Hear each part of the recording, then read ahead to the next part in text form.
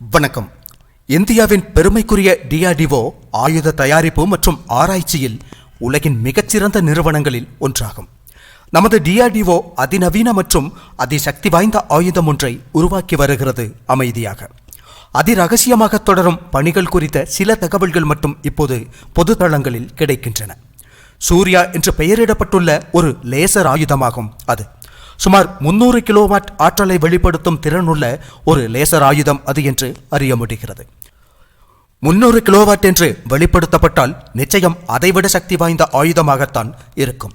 20 kilometre தொலைவு வரை உள்ள இலக்குகளை அழிக்க அந்த ஆயுதத்தால் முடியும் என்று தற்போதைக்கு அறிய முடிகிறது.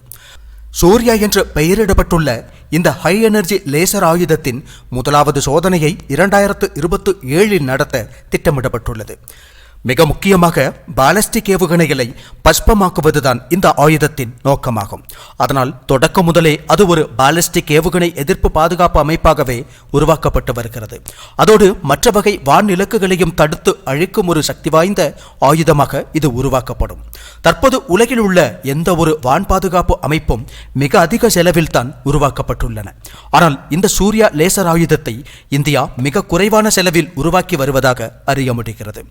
வழக்கமான வான் பாதுகாப்பு அமைப்புகள் அதற்கென உருவாக்கப்பட்ட ஏவுகணைகளின் மூலம் எதிரிகளின் ஏவுகணைகள் விமானங்களை எல்லாம் தடுத்து அழிக்கும் முறையில் செயல்படும். அதாவது எதிரிகளின் விமானமோ ஏவுகணையோ ஏதேனும் நமது வான் பாதுகாப்பு அமைப்பின் வரம்பிற்குள் வரும்போது அதை தடுத்து அழித்துவிடும். அமெரிக்காவும் ரஷ்யாவும் சீனாவும் எல்லாம் லேசர் ஆயுதங்களை உருவாக்கி வருகின்றன. நமது சூர்யா லேசர் ஆயுதம் மிக அதிக சக்தி வாய்ந்தது என்பது அதன் தனித்தன்மையாகும். தகவல்களின் அடிப்படையில் ஹைப்பர்சோனிக் ஆயுதங்களை வரை கண்ணடைத்து திறப்பதற்குள் தாக்கி அழிக்கும் திறனுள்ளதாக இந்த ஆயுதம் உருவாக்கப்படும். அப்படி ஆகும்போது இதனை ஒரு அடுத்த தலைமுறை வான் பாதுகாப்பு அமைப்பு என்றுதான் குறிப்பிட வேண்டும். காரணம், இன்று ஹைப்பர்சோனிக் ஆயுதங்களை பல நாடுகளும் உருவாக்கி வருகின்றன. அதில் ரஷ்யா முன்னேறிய நிலையில் உள்ளது. மற்ற நாடுகள் அனைத்தும் உருவாக்க பணியில் ஈடுபட்டுள்ளன. எனவே எதிர்காலத்தில் ஹைப்பர்சோனிக் ஆயுதங்கள் மிக அதிக அளவில் இடம்பெறும். முன்பு பாலஸ்டிக் ஏவுகணைகள் உலகை அச்சுறுத்தும் ஆயுதங்களாக திகழ்ந்தன.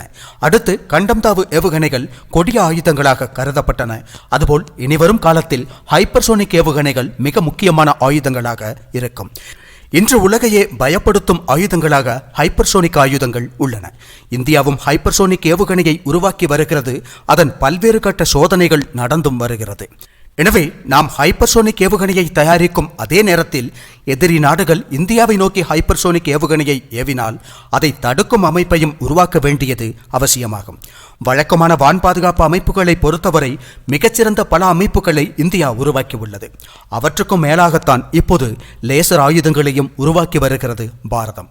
அப்படி உருவாக்கும் போது இன்றைய ஆயுதங்கள் மட்டுமல்லாது எதிர்காலத்தில் அதிகமாக இடம்பெறப் போகும் ஹைப்பர்சோனிக் ஆயுதங்களையும் தடுக்கும் விதத்தில் உருவாக்கி வருகிறது பாரதம்.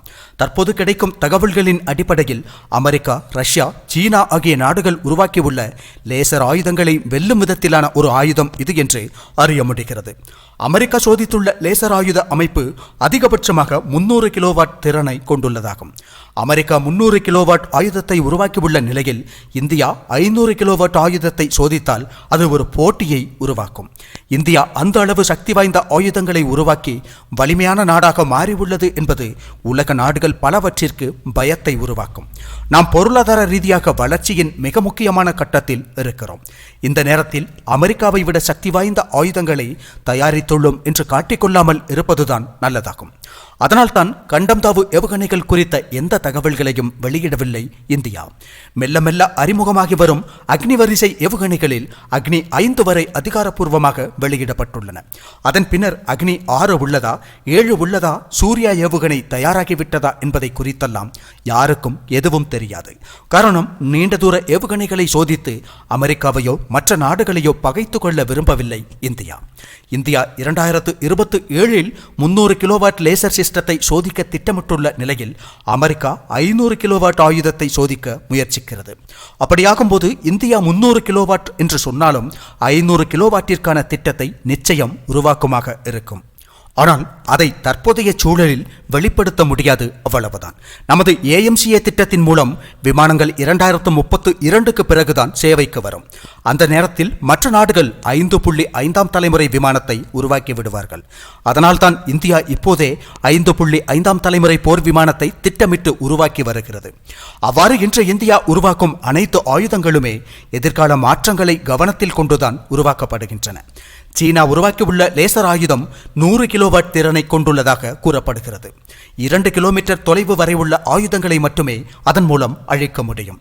இராணுவத்தினர் பயன்படுத்த முடிந்த 50 கிலோவாட் திறனுள்ள லேசர் ரைபிள்களையும் உருவாக்கி வருகிறது சீனா.